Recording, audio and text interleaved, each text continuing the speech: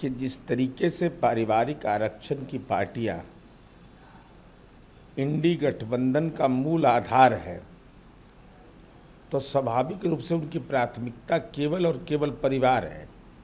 तो जब परिवार प्राथमिकता रहेगा तो 50% जो आबादी है, जो रोल मॉडल बना हुआ है, और बिहार तो खास करके रोल मॉडल है महिलाओं के सशक्तिकरण के मामले में, इसकी शुरुआत हम लोगों ने किया, तो इन लोगों से उम्मीद क्या किया जा सकता है। इंडी गठबंधन के लोग भाई अपने बच्चों के लिए आरक्षण की व्यवस्था कर रहे हैं, लेकिन आरक्षण का विषय इसलिए चिल्लाते हैं कि अपने पाप को छिपाना चाहते हैं, और अपने पाप को छिपा करके पारिवारिक लाभ की बुनियाद पर राजनीति की दिशा तय करना चाहते हैं, लेकिन वह सब जनता जानती है। मल्लिकार्जुन खड़गे ने कहा है कि पीएम सिर्फ झूठ बोलते हैं, झूठों का पुलिंदा बांधते हैं, वादे झूठे करते हैं। अब आदरणीय मल्लिकार्जुन खड़गे तो पार्टी के राष्ट्रीय अध्यक्ष हैं। हम उनसे अनुरोध करेंगे कि आदरणीय स्वर्गीय प्रधानमंत्री इंदिरा गांधी जी द्वारा गरीबी हटाओ का नारा,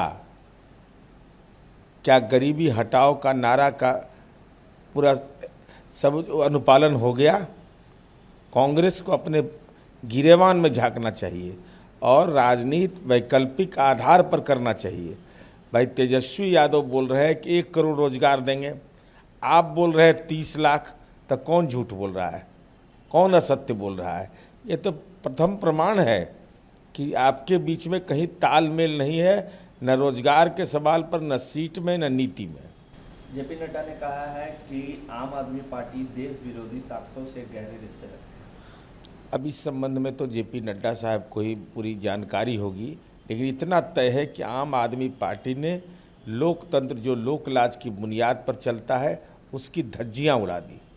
दिल्ली हाईकोर्ट ने उत्पाद शुल्क नीति मामले में सिसोदिया की जमानत याचिका रद्द कर दी। माननीय न्यायपालिका का कार्यक्षेत्र है, और जिस तरीके से शराब के मामले में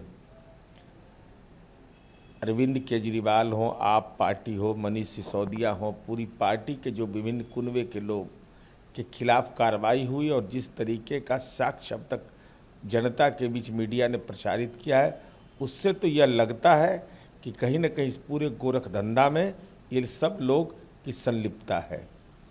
छपरा के मामले में अभी तक चुनाव आयोग ने कोई कार्रवाई नहीं की है, क्योंकि गिरफ्तारी हुई है, लेकिन रोहिणी आचार्य का सीधे आरोप है कि हम बीजेपी घबरा गई है, अपने हाथ से राजीव प्रताप रूडी घबरा गए, इस तरह के घटना करवा रहे हैं। छपरा की घटना में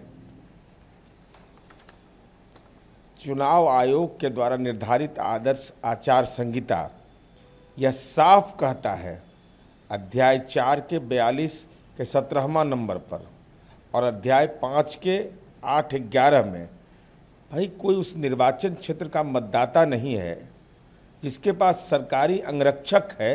भोला यादव पूर्व विधायक किस कैपेसिटी से घूम रहे थे?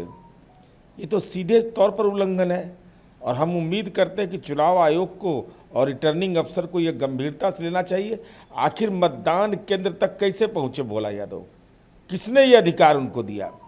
जब चुनाव आयोग की आदर्श आचार संहिता का सीधा उल्लंघन हो रहा हो और सामाजिक तनाव उन्माद फैलाने में एक दरभंगा की व्यक्ति की भूमिका हो जो लालू जी के खास राजनीतिक सिपा सलार है, तो इसका मतलब तो साफ है ना कि उन्माद भड़काना ये राष्ट्रीय जनता दल की कार्यनीति है। हमारी उम्मीद है कि सामाजिक समरसता कायम रहे, लेकिन चुनाव आयोग भोला यादव के खिलाफ कार्रवाई सुनिश्चित करे।